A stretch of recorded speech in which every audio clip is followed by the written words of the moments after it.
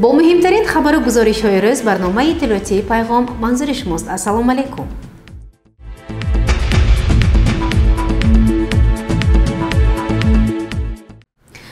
قرار رئیس شهر پنجکند درباره تأسیس گروهی کاری مطابق ماده 19 و 20 قانون کنستیتوسیونی جمهوری تاجیکستان درباره مقامات محلی و حاکمیت دولتی با مقصد بهتر نمودن وضع کارهای تبلیغاتی، بلند برداشتن حس خودشناسی و وطن پرستی جوانان و نوجوانان، پیشگیری نمودن همه گونه عملهای نامطلوب از جمله تروریسم و اکستریمیسم، دعوت جوانان به صف قوه‌های مسلح جمهوری تاجیکستان، احترام به ارزش‌های ملی، سرلباسی ملی، تأمین فضای آباد و اخلاق حمیده در جامعه امر میکنم. 4 گروه کاری تأسیس داده شود. گروه های کاری را ضرور است که در جماعت های دهات و محله های شهر صحبت و ملاقات ها را در سطح داخلدار برگزار نموده از نتیجه آن عنوانی رئیس شهر معلومات خطی پیشنهاد نمایند. اداره روزنامه محلی زرافشان، شرکت صدا و سیما وظیفه‌دار کرده شوند که از جریان ملاقات گروه کاری خبر و گزارش ها به نشر رسانند. رئیسان جماعت های دهات وظیفه‌دار کرده شوند که اوید به برگزار نمودن ملاقات و واخوری ها شرایط مساعد فراهم آورده اشتراک شخصان مسئول و فعالان دهه ها را تأمین نمایند. رفت اجرای امر مذکور به ذمه معاون رئیس شهر پنجکند نقیبی پروینه واگذار کرده شود. رئیس شهر پنجکند عبدالخالق خالقزاده.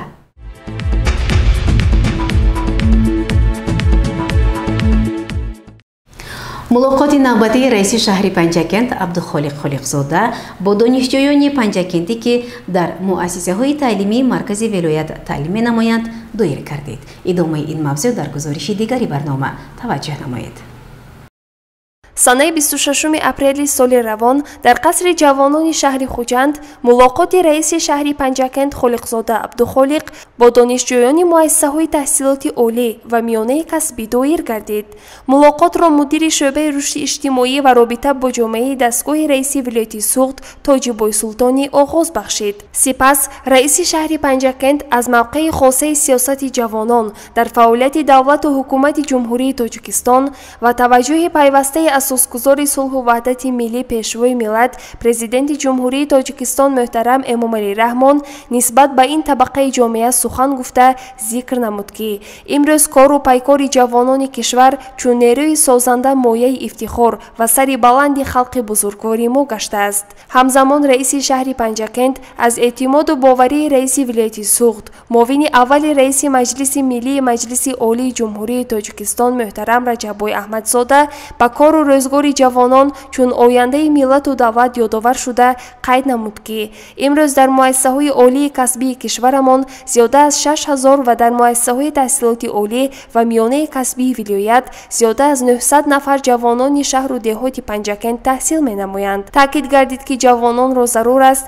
که با شکرگزاری از نعمت‌های دوران استقلالیت در رشد و نموی دولت و سرزمین سهمی ارزنده گذاشته جواباً به غمخوری‌های دولت و حکومت با درک بلند وطن پرستی و مسئولیت شناسی با بهای خوب و اعلی و اخلاق شایسته تحصیل نمایند. در ادامه ملاقات دانشجویان برآمد کرده نخست برای مهیا کردن شرایط خوب تحصیل مینه‌داری خویش را به سرور دولت اظهار داشتند و به رئیس شهر پنجکند تکلیف و پیشنهادهای مشخص منظور نموده مسئله‌های حل طلب را به میان گذاشتند. در جنبست به 100 نفر دانشجویانی که یتیم کل نیم یتیم از عائله کمبیزاد و علاخان هستند کمک پولی یک وقته تقدیم گردید.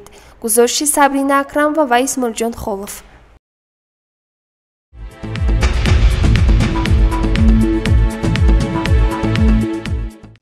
در خواجگی‌های دهقانی و انفرادی کشت کارتوشکا با موفقیت ادامه دارد. مورد به ذکر است که مسئله کشت کارتوشکا و استفاده ثمره بخش زمین‌ها تحت نظارت به واسطه رئیس شهر پنجکند عبدالخالق خالقزاده قرار دارد. تفصیلات بیشتر در گزارش خبرنگاران ما.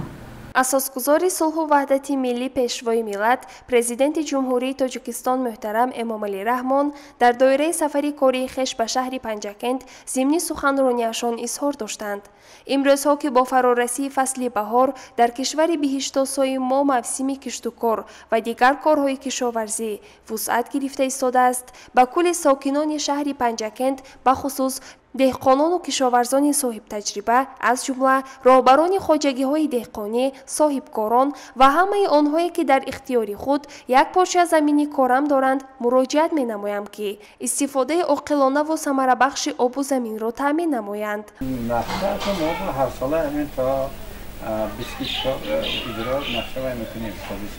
замини худи хоҷагии деҳқонӣ чорвоқ чиқадар фаҳмиш замин бисёр об нест, оби 75 гектар, ҳамин акун чӣ қадар ҳозир 53 гектар, акун 53 гектар кашфи бурда мумкин. Обши ҳозир сокини 45 гектар замин мемонад. Ҳамла яна 20 гектар ҳар сол мекорем. Ҳар сол кор мешавад. Имсол чӣ қадар кор дедем? ҳозир қариб 10 гектар зиёдтар кор дедем. Об масъалаи об ба чӣ хел? Об акун холи то ҳамин вақт шуд ки оби холиди гӯем агар ҳамин ягон қатра надодем. ҳар сол ин вақт капчка боромадаги буд, об бемалол буд. Имсол об нест. Холи ягон бор канали Халифасан об надод. Як рӯз оба сар додан, вай кардан гарондан, намедонам дарёба ҳозир 3 та каналда мерасад ки об ҳаст. ҳозир ҳама акун чӣ гӯем ҷаноб оли муроҷиат кардан халқо ки 2 солая худатон захира кунитон гуфтанд. Халқ ҳамин ҳозир тайёр барои худашон ба мана корида ҳозир чӣ ки лозим ҳаст ҳамина кор достем. Акун худо хоҳад чанд вақт кай ба иҷро мекунед? Охири агар то мая худо хоҳад иҷро мекунед. Акун мана худатон фаҳмидед ки мана 2-3 рӯз боза шабу рӯз борон бордод акун ҷӯя вай кашида намешавад, трактор кита ҳайкара намешавад, лой вай меҷиқад ку сахт шуда меяд барои ҳамин ҳозир 2-3 рӯз акун тоқат кара меистем. Агар ҷоя кишта бошад вай акун мекоранд. имсол пештара борин не, имсол на худо бошкуд. Ҳач корбоғ ҳар солам на вай мекунану. Худо бароштияд мана ҷанобали гуфтаги гапшона мо иҷро мекунем. ҳар солам иҷро мекунем чӣ ки захира барои худаш. худо халқ обод шавад, давлат мо обод мешавад. Ман Маҳмудов Турсундоша кооператив тиҷорат Мумунобод раис мешавам. Ман ҳозир одам ҳамеша коркорот борон шудааст, камтар дир шудааст. 18 гектар карточкаи план дорам. Ман ҳозир 5 гектар одама коридааст. 5 гектар бо худо хоҳад мана борон нағз мешад. Агар одама кор мекунад, мекорим. Агар 18 гектар план бут мекунем.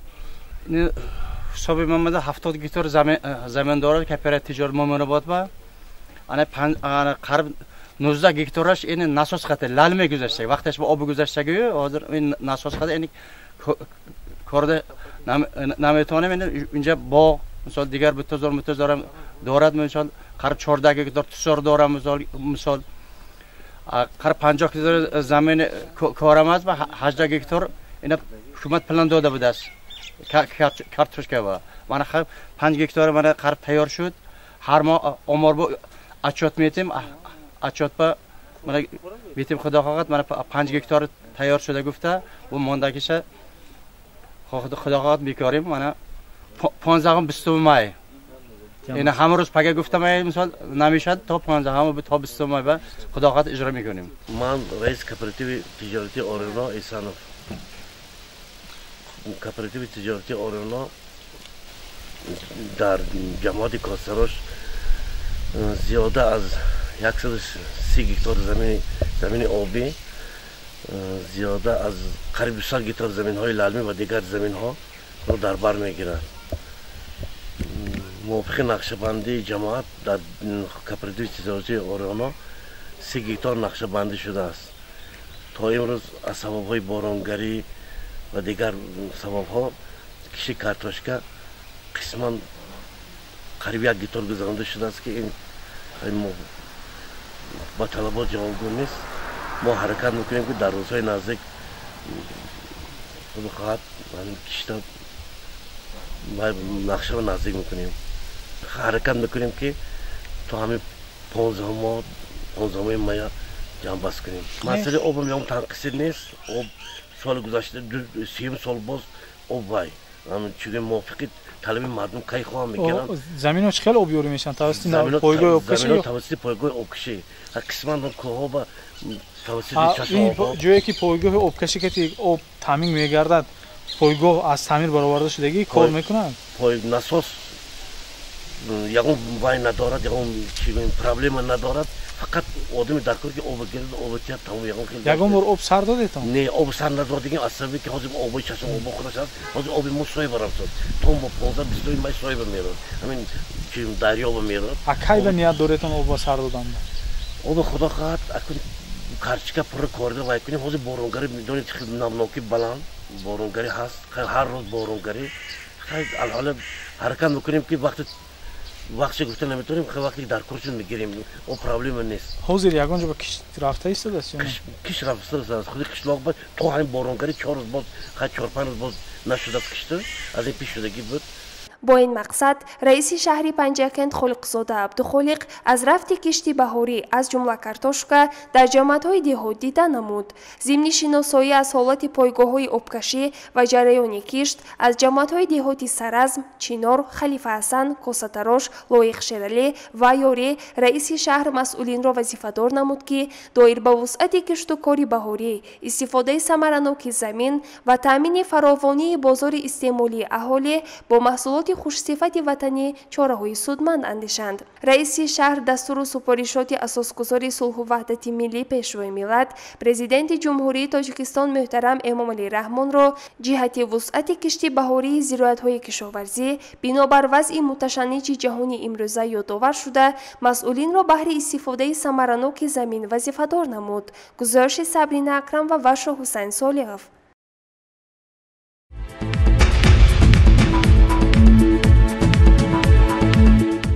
بینندگان عزیز برنامه را ادامه می‌دهیم. مطابق قرار حکومت جمهوری تاجیکستان باید در مرکز شهر و ناحیه‌ها جماعت‌های دهات نقطه‌های رادیوشنوانی نصب کرده شود. در جماعت دهاتی کوساتراش وابسته به تشکیل نقطه‌های رادیوشنوانی کدام تدبیرها اندیشیده شده؟ به این سوال کاتب جماعت دهاتی کوساتراش اسرافیلوف عبدالرحیم چنین پاسخ می‌گوید. متوجه باشید به مصاحبه ما. در جماعت دهاتی کوساتراش 5 نقطه رادیو گوشبینی نصب کرده شده است که مردم از آن استفاده برده همه روزه گوش میکنند. چی اونجا پخش میگرده؟ خبر اخبارهای نو که میشه. یگان متصدی ها هست که همین خبرهای میرسوند یا اینکه یگان رادیو موندگی هست اونجا؟ رادیو موندگی هست همون وقت گرانده میموند اون مردمی که در اونجا میستند استفاده برده گوش میکنند. خوش عین حال چند تاش فعالیت میکنند؟ عین حال 5 نقطه فعالیت کرده است. در کجا هست؟ در دهه کوستاروش، شهرک سوغدیان، دهه خونگران، فیلماندر، دهه چارباغ فعالیت کرده است. این سپارشی بر وقت بود مثلا ما از پی همین کار همیشه داریم در روزهای نزدیک ما باید دست میشد ما این علاقه این قرار تطبیق شده این کایها شدگی با فکرم حسابات هم دادگان که این شد گفته لیکن در اصل ما نمیبینیم. در اصل در خود جماعت نباشم در دهه که همون جماعت داره جایگیر شده در اون دهه هست. یگان شهازی مثلا فرض کنیم میریم نشان داده اثبات کنه میتونید که من کار کرده است. کار کرده میتونم. ما نقشه داریم که تا آخر ما پر همه دهه هایی که در جماعت ما هست با رادیو پر تامین نماییم و همین شنونده رادیو همه محله ها باید که باشد خدا خواهد اجرا میشه.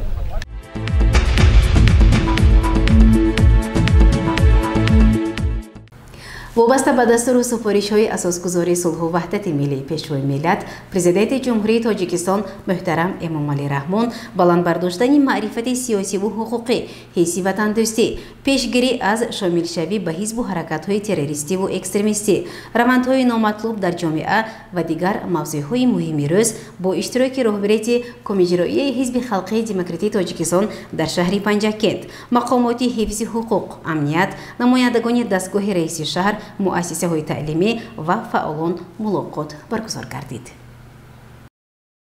در طالوری محتشم کوخلویق شیرالی شهری پنجکند با دعوت کمیته اجرایی شهری حزب خلقی دموکراتی تاجیکستان طبق دستور کمیته اجرایی ولایتی حزب بیش از 450 نفر فعالان حزب به شمول رئیسان تشکیلات‌های ابتدایی حزب، سابقه‌داران حزب، آموزگاران و دیگر زیایان شهر، اختیاریان تشکیلات جمعیتی جوانان سازندگان وطن و نمایندگان مقامات اجرایی حکومت دولتی و مقامات مأموری شهر جمع آمدند. در این جمع آمد وظیفه‌هایی که از سخنرانی‌های اساسگذار صلح و وحدت ملی پیشوای ملت پرزیدنت جمهوری تاجیکستان رئیس معظم حزب خلقی دموکراتی تاجیکستان محترم امامعلی رحمان هنگام بازدید از شهر و نواحی ولایت سوغد برمیآیند مورد بررسی قرار گرفتند. طوری از توضیحی امروزه فهمیدید و خود سخنرانی‌های پیشوای ملت را در مشورت کاری با رهبران و فعالان ولایت و ضمن اشتراک در تنتنه‌های نوروزی در ورزشگاه شهر شنیدید. سرور دولت و رئیس معظم حزب وظیفه‌های همه ساختارهای دولتی و جمعیتی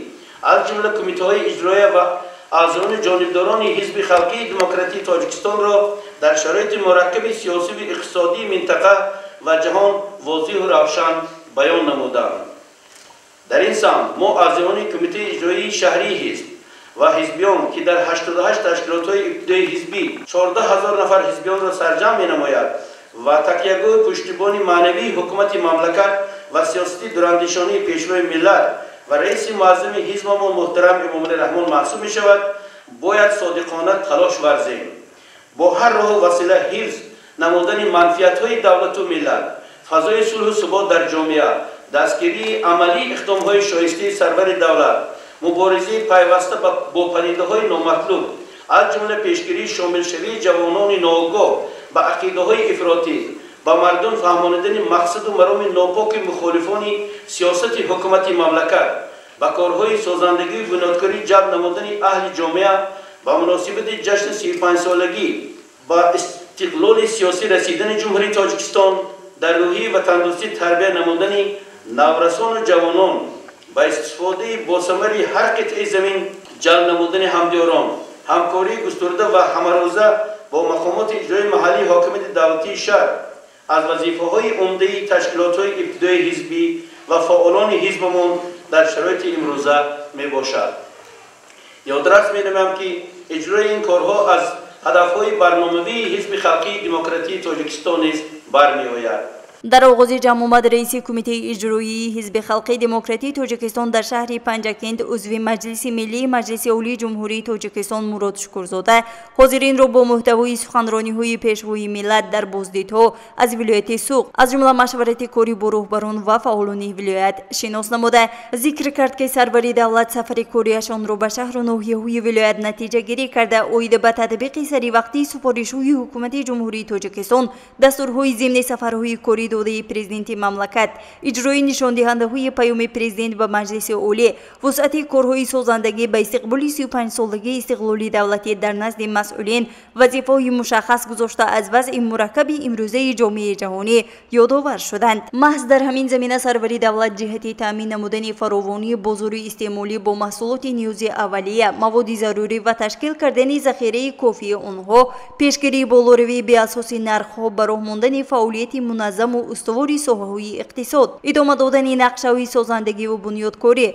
تأسیس جایهای نوی کاری، جلب سرمایه وطنی و خارجی، استفاده ثمرناک منبع‌های موجوده و علاوه‌گی رشد و دیگر تدبیرها دستور و سفارش‌ها دادند. در مسئله پیشگیری گرایش جوانان و عقیده‌های افراطی و خلاف غایه‌های ملی ما از جمله تقلید به سر و لباس بیگانه که بیانگر جهان باطنی شخص نیست بوده می‌تواند نیز فعالان حزب تشکیلات‌های ابتدایی کارخانه تشکیلات‌ها نباید بی‌طرف باشند. در شبکه‌های اجتماعی بعضاً در صحبت و گفتگوهای برخی از جوانان ما دستگیری عقیده‌های عصر میانگی حرکت طالبان را که حالا افغانستان همسایه را غصب نمودند شاهد می‌شویم. پیشوای ملت رئیس معظم حزب محترم امامعلی رحمان زیایین سرشناس کشور نیز جوانان را از خطر سرایت این عقیده‌های افراطی هشدار می‌دهند و تشکیلات‌های ابتدایی حزبی و فعالان حزب باید در این جبهه نیز فعال باشند، جامعه را از خطر گرایش پهن شدن و عاقبت فلاتکاربار آن آگاه نمایند. مسئله دیگری که پیشگویی ملت توجهی مقامات مربوطه و ساکنان مملکت را به آن جلب نمودند این پرزور نمودن کار در بین اهالی در سمت پیشگیری کردن گرایش جوانان به حزب و حرکت‌های رادیکالی و اکستریمیستی، ظهورات بیگانه پرستی، تقلید به سر و لباس بیگانه و عنعنه‌های نامطلوب، هوشیاری و زیرکی سیاسی می باشد. در جمع تاکید شد که در این سمت اعضایان کمیته اجرایی شهری حزب و حزبیان که در 88 تشکیلات ابتدایی حزبی بیش از 14,000 نفر حزبیان را سرجم می نمایند و تکیهگاه و پشتیبان معنوی حکومت مملکت و سیاست دورندیشانه پیشوای ملت و رئیس معظم حزبمان محترم امامعلی رحمان محسوب می شوند باید صادقانه تلاش ورزند. میگم انسان برای آن میخورد تا که زندگی کند. حیوان زندگی میکند برای آنی که خورد. فرق دید از زمین تا به آسمان است. رسالت انسانی، رسالت بشریت این آباد کردن است، بنیاد گذاشتن است و چیزی به یادگار و میراث ماندن است. به همین منظور امروز باید که هر یک فرد جامعه بهر آن تلاش ورزد که همین با قدر زحمت هایی که طول 30 سال استقلالیت در تاجیکستان تحت راهبری پیشوای معظم ملت جناب عالی محترم امامعلی رحمان خلق تاجیک به دست آورد باید که به قدر اون رسید. دیگر اینکه به همون قدر ارزش‌های معنوی و به قدر ارزش‌های فرهنگی باید رسید. تنها با افتخار کردن، تنها با بیان آوردن که ما ملت متمدن هستیم، ما تاریخی پرغناوت داریم، جامعه امروزه را پیش بردن خیلی مشکل می آید، چرا که از زمان افتخار به زمان کار باید. اینچنین در جمع معاون سردار شعبه ریاست کمیته دولتی امنیت ملی در شهر پنجکند مرتضی مصطفی قلوف، وکالتدار کلون شعبه کوفتکوف جنایتی شعبه وزارت کارهای داخلی در شهر پنجکند پرویز سعیدزاده، مدیر شعبه رشد اجتماعی و رابطه با جامعه دستگاه رئیس شهر علیشیر مطربوف، کارمند علمی پایگاه بستانشناسی پنجکند سرعزم، نامزد علمی تاریخ عبدالرؤوف رزاقوف، سروری کالج آموزگاری شهر دکتر علمی فیلولوژی جاوید خلوف، سابقه‌دار خدمتی دولتی و حزب عبدالرحمن محمد قلوف فکر و ملاحظه‌هایشان را درباره تربیت جوانان در روحیه خودشناسی و وطندوستی، نقصان‌های در این سمت جای داشته، پیشگیری گرایش به عقیده‌های افراطی و عاقبت‌های شامل شوی به گروه‌های تروریستی و اکستریمیستی، راه‌های جلب و هوسمند نمودن جوانان به خدمت حربی بیان نمودند. کمیته اجرایی شهری حزب خلق دموکراتی تاجیکستان تصمیم گرفته است که در تشکیلات‌های ابتدایی حزب محله‌های شهر، جماعت‌های دهات ترغیب مضمون و محتوای وظیفه‌گذاری‌های پیشوای ملت، پرزیدنت جمهوری تاجیکستان رئیس حزب خلق دموکراتی تاجیکستان محترم امامعلی رحمان را هنگام بازدید از شهر و نواحی ولایت به طور وسیع به راه ماند و در این زمینه همدیاران را به استقبال سزاوار جشن 35 سالگی استقلالیت دولتی وطن عزیزمان سفر برنماید. گزارش مرتبه رحمان و اسماعیل جان خلوف.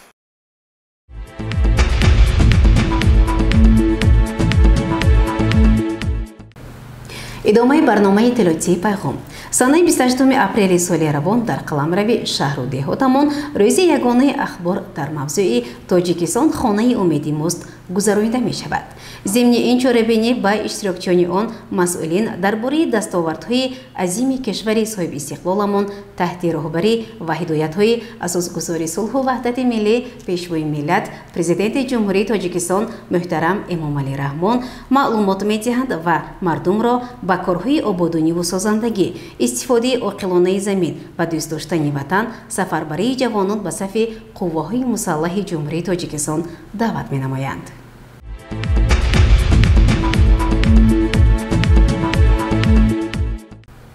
مأموریت و آموزگاران مؤسسه تحصیلاتی میانه عمومی رقم 34 شهر پنجکند با آموزگار مؤسسه فضیله تاشپولوتوف و نسبت وفات پدرش تاشپولوتوف نمازبای همدردی و تسلیت بیان می نمایند.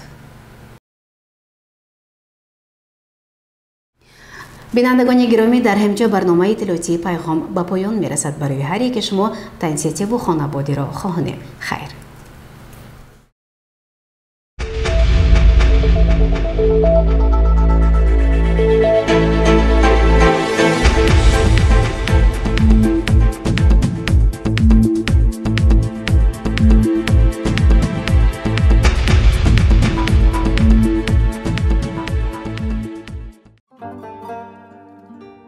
حسینوف امام محمد شمس‌الله‌ویچ 10 ساله گرفتاری بیماری قلب بوده برای جراحی به کمک ما و شما نیاز دارد.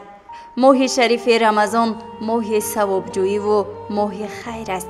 از این رو از شخصان سخاوتمند خواهش می نماییم برای کمک با مبلغ پولی مساعدت نمایند تا امام محمد جراحی شده و صحت یابد. مبلغ رو به رقم کارت ملی به نام مادر امام محمد هلاله خوش محمد و که از بانک اسخط است تحت رقم 50 58 27 04 31 37 44 94 می توانید ارسال نمایید.